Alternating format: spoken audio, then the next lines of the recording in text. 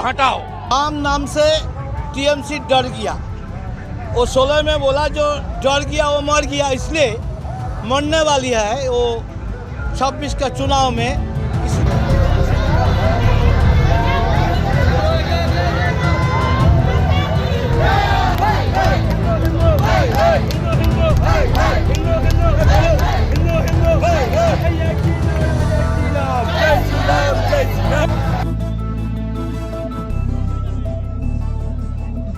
जय श्री राम के नारे से आगबूला होने वाली हिंदुओं के त्योहारों पर रोक लगाने वाली पश्चिम बंगाल की मुख्यमंत्री ममता बनर्जी के शासन में पश्चिम बंगाल रामनवमी के मौके पर भगवा रंग में रंग गया। सड़कों पर हिंदुओं का हुजूम और जय श्री राम के नारों की गूंज से पूरा बंगाल जो है वो झूम उठा। हालांकि इन राम भक्तों को रोकने की कोशिश भी की गई और जिसका दावा बीजेपी के अध्यक्ष जो हैं पश्चिम बंगाल में सुकांत मजूमदार उनकी तरफ से किया गया और कहा गया कि हिंदुओं की दहाड़ से ममता बनर्जी डर गई, इसलिए इस तरीके से गाड़ियों पर हमले किए गए राम भक्तों की। दरअसल मौका था रामनवमी का और पश्चिम बंगाल में वो तस्वीर देखने को मिली जो पहले शायद कभी पश्चिम बंगाल में नहीं दिखी होगी।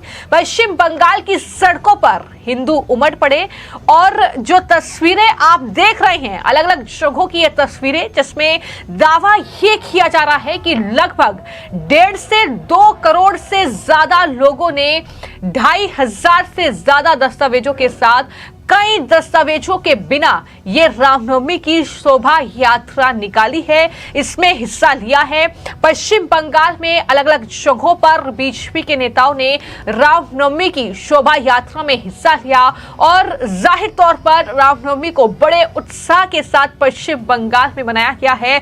यानी ये 2 करोड़ लोग हैं जो कि पश्चिम बंगाल की सड़कों पर उतरे, जय श्री राम के नारे उन्होंने लगाए और इस तरीके से पश्चिम बंगाल की मुख्यमंत्री ममता बनर्जी के खिलाफ एक दहाड़ के तौर पर इन तस्वीरों को देखा जा रहा है।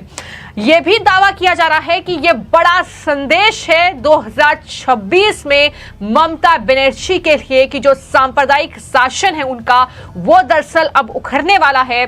जिस तरीके से पश्चिम बंगाल में ममता बनर्जी हिंदुओं के त्योहारों पर रोक लगाती है, वो दुर्गा पूजा पर रोक लगाती है, वो रामनवमी पर तरह तरह के ऑर्डर पास कर देती है और वहीं पर वो ईद से लेकर चाहे मुहर्रम का त्योहार हो खुली छूट वहां पर इन त्योहारों को मनाने की देती है। तो ऐसे में पश्चिम बंगाल में जो ये तस्वीर आप देख रहे हैं ये अलग अलग जगह की तस्वीरें हैं, फिर चाहे वो राजधानी कोलकाता हो।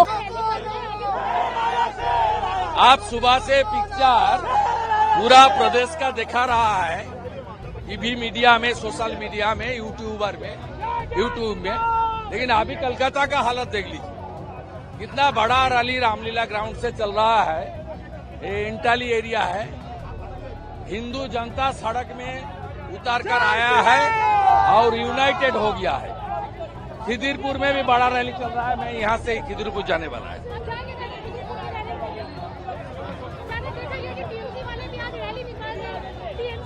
वो जाली हिंदू है, वो कहाँ का घुसने का कोशिश किया है, लेकिन सब रैली हिंदू जनता ने ममता बनर्जी और उनकी पुलिस का अत्याचार के खिलाफ कर रहा है।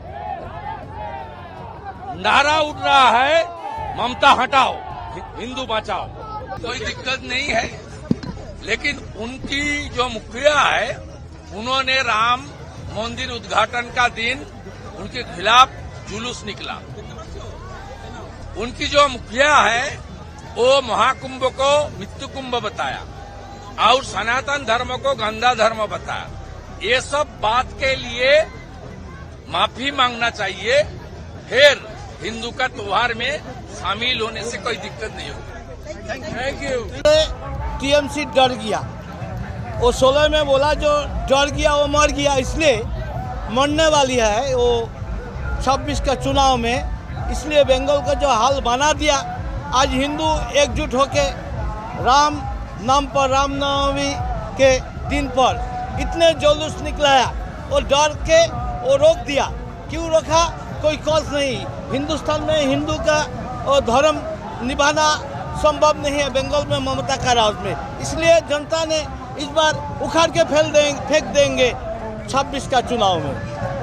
फिर चाहे तस्वीरें जो है शुभेंदु अधिकारी जहां से विधायक हैं नंदीग्राम वहां की तस्वीरें हों, तो इस तरीके से पश्चिम बंगाल के अलग अलग जिलों में वहां पर ये शोभा यात्रा निकाली गई है और जो हुजूम पश्चिम बंगाल की सड़कों पर उमड़ा है ये ममता बनर्जी के लिए जोरदार झटका है, क्योंकि जिस तरीके से ममता बनर्जी वहां पर शासन कर रही हैं, जिस तरीके से घुसपैठियों को वोट बैंक के लिए वहां पर पनाह दी जा रही है, जिस तरीके से उनका वोट बैंक बढ़ाया जा रहा है, इन सब के बीच ये जो तस्वीर है इसको लेकर अब बीजेपी के जो नेता हैं, एक्टर हैं मिथुन चक्रवर्ती, उनका बड़ा बयान सामने आया है और वो कह रहे हैं कि 9% हिंदू हमारे साथ खड़े हो जाएं तो राम राज्य स्थापित हो जाएगा। चक्रवर्ती ये भी बोल रहे हैं कि ये हमें खत्म कर देंगे अगर ऐसा नहीं हुआ तो। क्या कुछ वो बोल रहे हैं इस शोभा यात्रा को लेकर और टीएमसी ममता बनर्जी पर हमला बोला है उन्होंने, क्या कुछ कहा है सुनिए। नवमी का दिन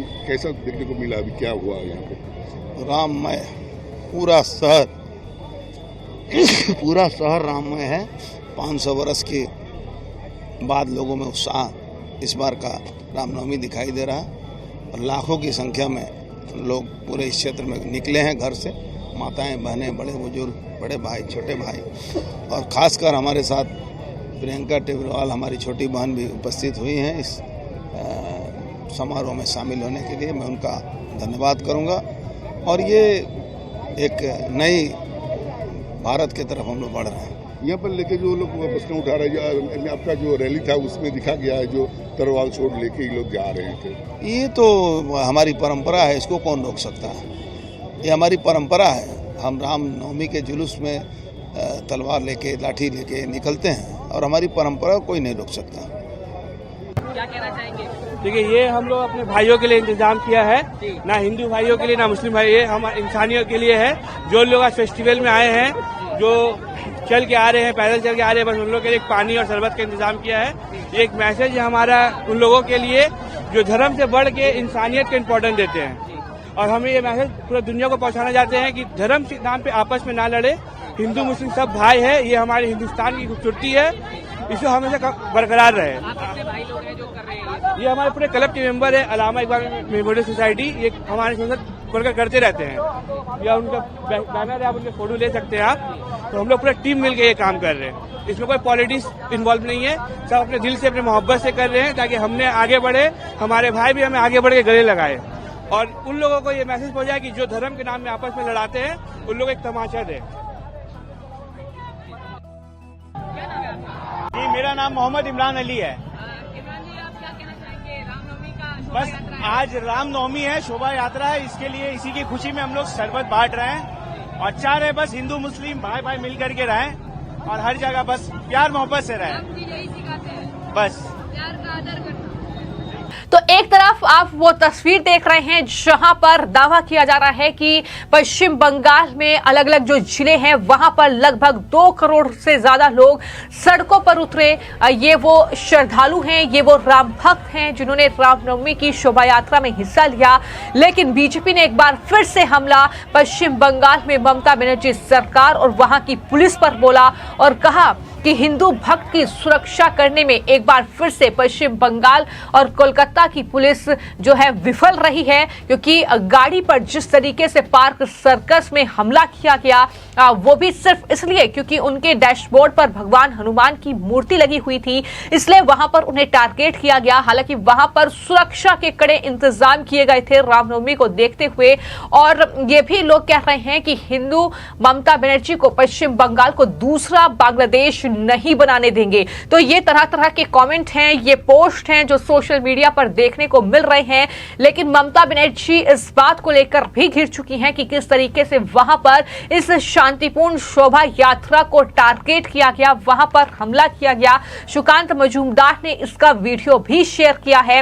हालांकि मैं आपको जानकारी दे दूं कि जब ये सब कुछ वहां पर हो रहा था तो पुलिस कहां थी, ये सवाल भी लगातार बीजेपी पूछ रही है कि आखिर चुपचाप खड़े होकर क्यों तमाशा देख रही थी वहां की पुलिस।